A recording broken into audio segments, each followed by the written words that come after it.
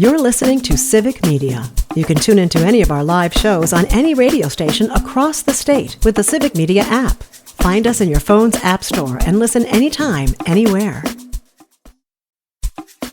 This is your WAUK Daily News Roundup for the Shaw, 101.1 FM and 540 AM in Waukesha.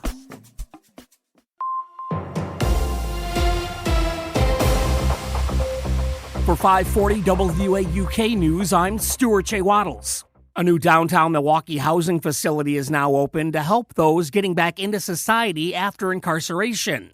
The partnership between Project Return and Milwaukee County provides those eligible with 6 months of free housing and access to resources like employment assistance and mental health services. It's a state he won, so an endorsement might play a part. President Trump has officially endorsed Brad Schimmel in the Wisconsin Supreme Court race. The endorsement was made on Trump's Truth Social page. Judge Susan Crawford, who's on the ballot against Schimmel, has responded by calling Schimmel a, quote, corrupt politician.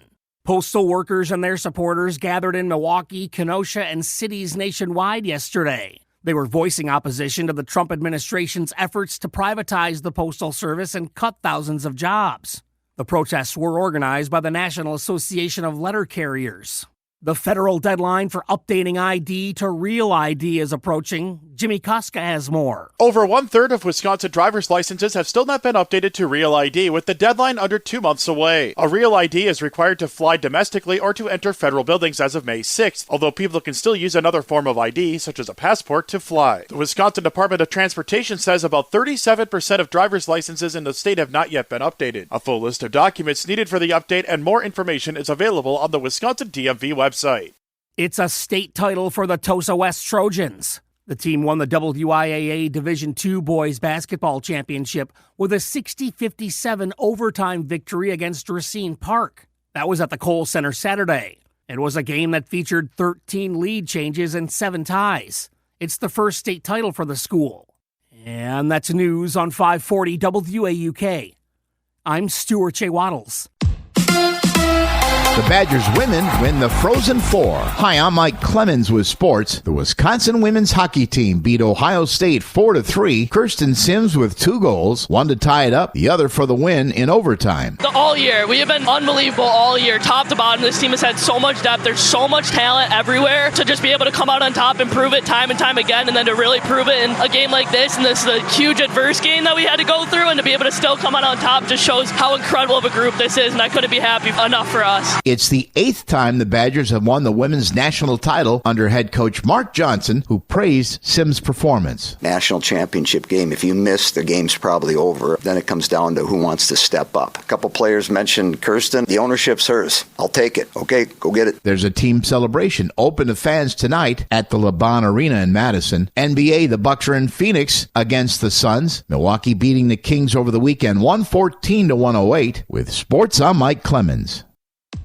On your entertainment beat, I'm Pete Schwaba. Variety reports that Paul Thomas Anderson's new film will be out soon. The director hasn't had a new release since 2021's Licorice Pizza. A teaser trailer just dropped for the film One Battle After Another, starring Leonardo DiCaprio, Sean Penn, Regina Hall, and Benicio del Toro. The film tells the story of a group of ex-revolutionaries who rescue one of their colleagues' daughters. One Battle After Another is expected in theaters in September of this year. Remember when politicians used to actually step down after scandals? There was Illinois Congressman Dan Rostenkowski's horribly divisive postage stamp scandal that led to his exit from politics, and of course Al Franken, who stepped down years ago after a controversial photo. I'm sure there were others too. Rostenkowski is a terrible actor, but luckily Al Franken still has chops. He is headed back to the Senate, this time in a fictitious role on the show Residence, a mystery that dropped on Netflix last week. I don't usually break news here, even if it's entertainment related, but there is always an exception. Vanna White, who has been turning letters on Wheel of Fortune for 43 years, recently disclosed to Drew Barrymore on her talk show that she has worn over 8,000 dresses. That's almost 1,000 more than Pat Sajak recently confessed to wearing. The beloved 68-year-old White says she's never taken a dress home, but the show does lend them out to her occasionally for big events. The wardrobe disclosure comes after White confessed to only working 34 days a year. What is the secret to keeping a show on the air for a long stretch stretch? Many would say it's to keep infusing it with fresh talent, whether it be writing, producing, or casting. The Emmy-winning show Only Murders in the Building has adapted that formula as they've added many actors over the years. The most recent addition to the cast will be Christoph Waltz. Variety reports that the two-time Oscar winner will join the show for Season 5. It looks like there will be a Season 3 of Severance, the hit show that dropped its Season 2 finale last week.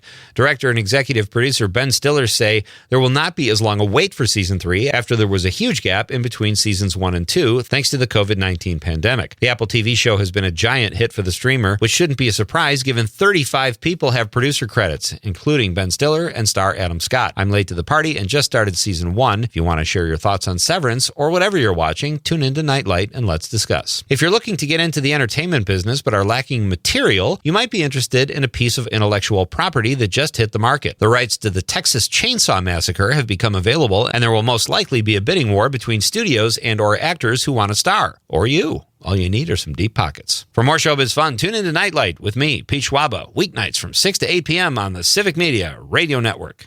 It is a little breezy out there this morning, but the wind will gradually die down here later this afternoon. Our high today, 43. It will be mostly cloudy with sunshine after about 2 or 3 o'clock this afternoon. Tonight, partly cloudy, 30. Tomorrow, mostly cloudy with scattered showers or even a few flurries at a high of 43. I'm meteorologist Sean Cable. Temperature now, 30.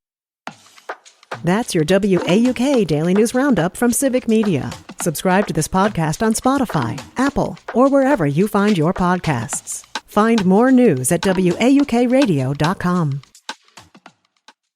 The national news cycle never stops, but it can be hard to find news about your local community. Civic Media is dedicated to providing quality local and state news coverage across Wisconsin. With the Civic Media app, you can get notifications about local stories that matter to you and your community. Find the free Civic Media app in your phone's app store and choose notifications from the menu to tell us what kind of news you want to hear about.